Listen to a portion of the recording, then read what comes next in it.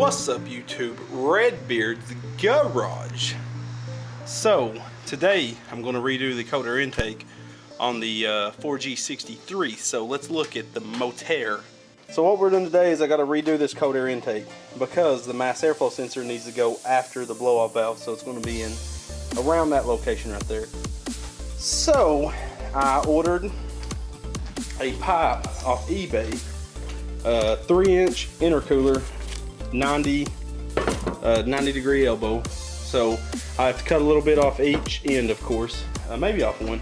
I can't remember, it's been so long since I made this thing. So once we get the coder intake will be made first, then I'll mount the mass airflow up there. I'm going to have to cut a little bit of this pipe off and maybe a little bit of this. I don't want to cut this too short, so I'm going to try to just look at it. But I did get my boost gauge keyed in, and I wish I'd have did that in a red hose, but I was just trying to get it done. So I went down to the part store and just grabbed that. So let me get this done and I'll show you when I get it done. Okay, the 1G DSM is finally done for the stage 1. I still got to get that mass airflow sensor translator. Need to get it tuned out, taking it to a guy probably next week, and I need to get the exhaust ram from the downpipe, but right now it'll be open downpipe until we get that exhaust done. So what have we done to this car?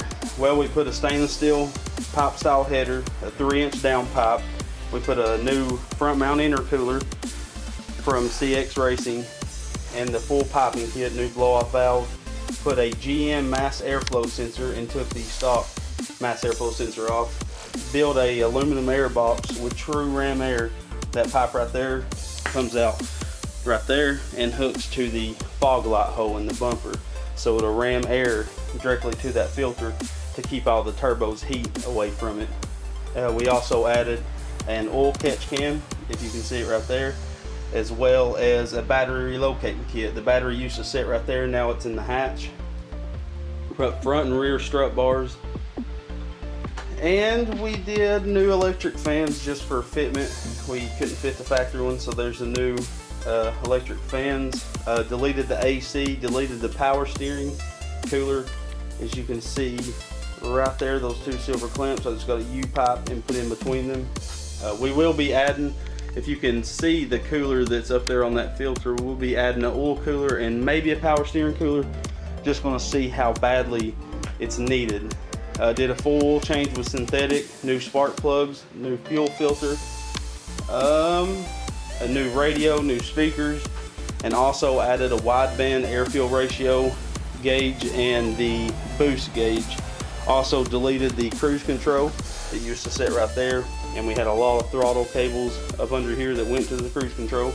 So that's all been deleted. So we're about ready for the final startup. Just put fluids in it, just put oil and antifreeze. I'm going to start it up, let it get up to temperature to see if anything is leaking. I'll go ahead and show you the interior. Got rid of the back seat, as you can see through the back window. All those wires right there coming out of that loom and whatnot is for the amp. The amp will be mounted right where that ground is. You can get a better shot where that ground is located right there. The amp will be over top of that, so all them wires are ran so the amp can be just bolted down and be ready to go. I still got to put the radio in, but it's all wired up. I just dropped two little pieces down in that center console, so I had to pull it back out. But we added the gauges right there where the vents used to be. I don't really like how it fits, so we're definitely going to be changing a few things about that. It's hitting some metal pieces inside that I don't know if I'm going to be able to trim, because they're the clips for the bolts that hold in the bezel, the radio bezel. So I'll show you when I pull it back apart. But yeah, interior's all really clean and put back together. Maybe let me pop the hatch. We'll come back here to the hatch. So there's the battery, all ready to go. A little bit low, but it should be enough to start the car. You can see I cleaned it all. But yeah, looking really nice.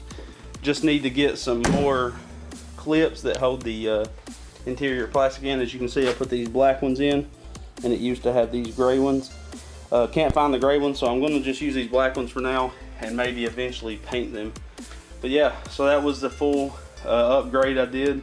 Little stuff like a little shift knob, stainless steel shift knob, because if anybody ever had a 1G DSM, you know it's got like a big pistol grip shift knob. Feels really nice, but just got a real long throw to it. So I swapped that out, and also did new shifter bushings, the ones that's under the actual shifter housing, and the bushings on the linkages up here on the transmission. As you can see, those brass bushings, we replaced those as well. Oh, and we put in a manual boost controller, if you can see it, and also a stainless steel overflow cam for the radiator. It's not real big, so I'm hoping it'll work out. If not, we'll just have to order a bigger one later. Did little dress up things when I first got the car. I had these little fender bolts and washers, and they actually worked on the spark plug wire cover. But yeah, got rid of all the smog stuff, deleted EGR. I might be able to show you where I deleted the EGR, probably not. Yeah, you can see it. Let it focus, if it will. You can see that metal plate with an Allen bolt in it. It don't want to focus down there in the dark, but EGR delete, got rid of all the smog stuff, so should be ready to start it. What I'll do is get you on a tripod and get the car out of the garage, do a few key cycles to get fuel pressure up, and start it and see what happens. I mean, you'll be able to see if anything leaks, you know, if I messed up on anything. And yeah, we'll just get this car out of the garage and we'll get ready to start the thing. Okay, 1G DSM first start.